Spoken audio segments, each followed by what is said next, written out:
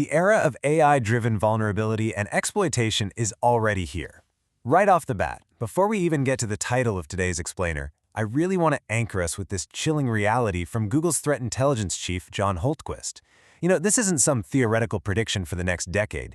He said this after a very specific event proved that the AI threat is literally an operational reality right now.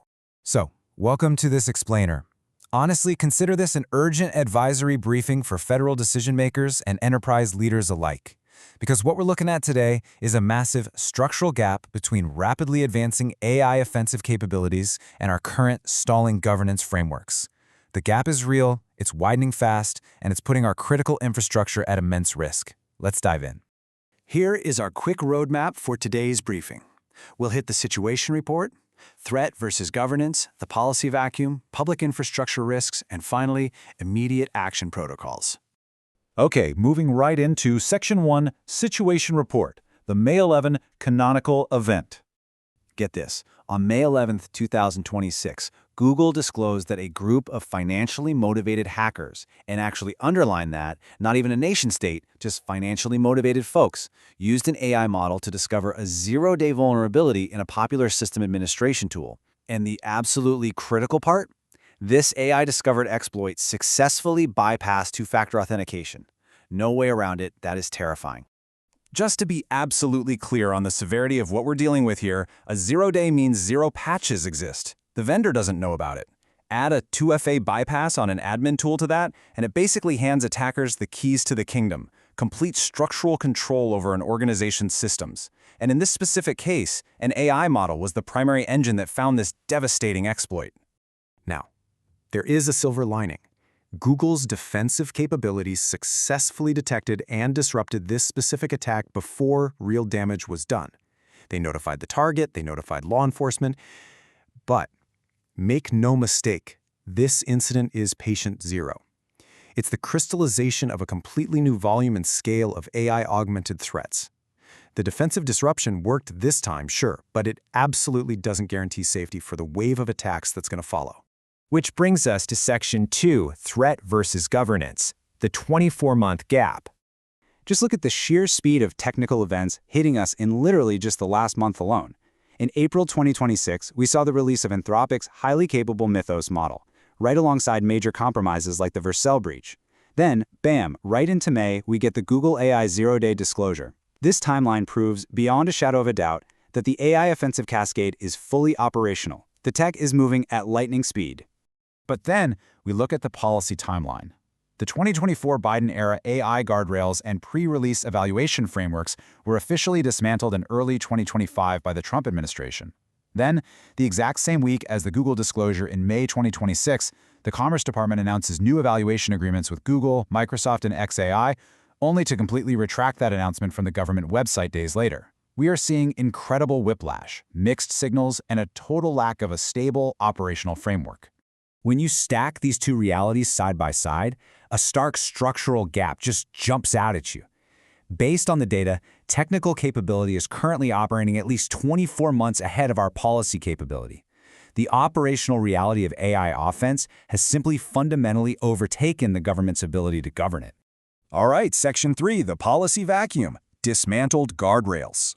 It's honestly a bit visually overwhelming to see just how much is missing.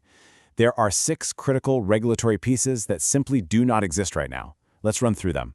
No mandate for how AI-discovered vulnerabilities should be disclosed. No legal requirement to evaluate a powerful AI model before it hits the public. No federal mandate forcing critical infrastructure to actually upgrade their defenses. Add to that, no cyber insurance guidelines, absolutely zero formal international coordination frameworks, and no domestic legal standards for attributing crimes committed by autonomous AI agents. Our digital ecosystem is just totally exposed. And this quote right here brilliantly illustrates the current bipartisan consensus. Dean Bala, he's the lead author of the administration's AI roadmap and a strong pro-innovation conservative. He admits that while he doesn't like regulation, this specific intersection of AI and cybersecurity demands a regulatory response. The debate isn't really about whether we need a framework, it's about the terrifying fact that we simply haven't built one yet. Let's shift to Section 4, Public Infrastructure Risks, the Cost of the Void. Right now, because those 6 frameworks we just talked about are missing, our public critical infrastructure, I'm talking hospitals, power grids, water utilities, they're relying solely on the voluntary safety guardrails of corporations like Google, Anthropic, and OpenAI. Think about that. There is no federally guaranteed framework keeping a lid on dangerous AI models. It is entirely dependent on the goodwill and voluntary restrictions of private tech companies. And this is a structurally unstable equilibrium. Why? Because voluntary frameworks are going to inevitably fail the exact moment that restrictive model releases succumb to competitive commercial pressure.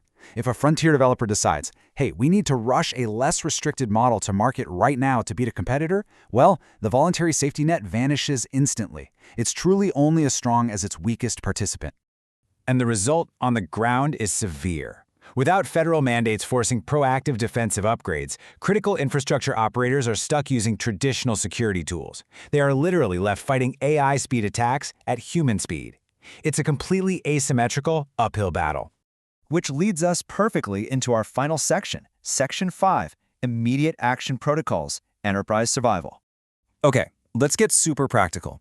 If you're an enterprise leader watching this, the regulatory cavalry is not coming to save you. You have to methodically execute these immediate technical steps yourself. First, deploy AI-augmented detection capabilities right now to fight AI with AI. Second, audit your OAuth permission grants immediately. You have to stop attackers from abusing those app-to-app access privileges.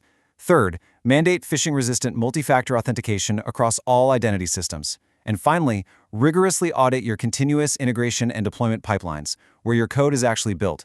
You specifically need to look for and patch vulnerable pull request target patterns because AI can easily exploit those. Seriously, do not wait for a federal mandate to do this. The magic number here is 24. You must operate and invest in your security infrastructure under the assumption that this dangerous regulatory gap is going to persist for up to 24 months. Treat the absence of regulation as completely separate from your capability deployment decisions. For the next 2 years, assume you are totally on your own. Furthermore, if you're a multinational organization, you can't afford to just sit around and wait for the U.S. framework to sort itself out. You've got to engage strategically. Track policy developments closely, provide your operational input through industry groups like ISACs and NIST, and crucially, build international relationships. You should really adopt the EU AI Act as your functional baseline right now because the regulatory floor for global enterprises is already rising, even while the U.S. domestic framework remains in total flux. I want to leave you all with this final, heavy thought to consider. The technical capability for AI-driven exploitation is operational. The threat is fully documented. The only remaining variable left is political. Will the May 2026 disclosures be remembered as the massive wake-up call that finally forced policymakers to act? Or will history record it as the exact moment we just sat back and let the regulatory vacuum consume our critical infrastructure? The choices being made in Washington right now are going to decide our reality for years to come. Stay vigilant and secure your systems. Thanks for joining me on this explainer.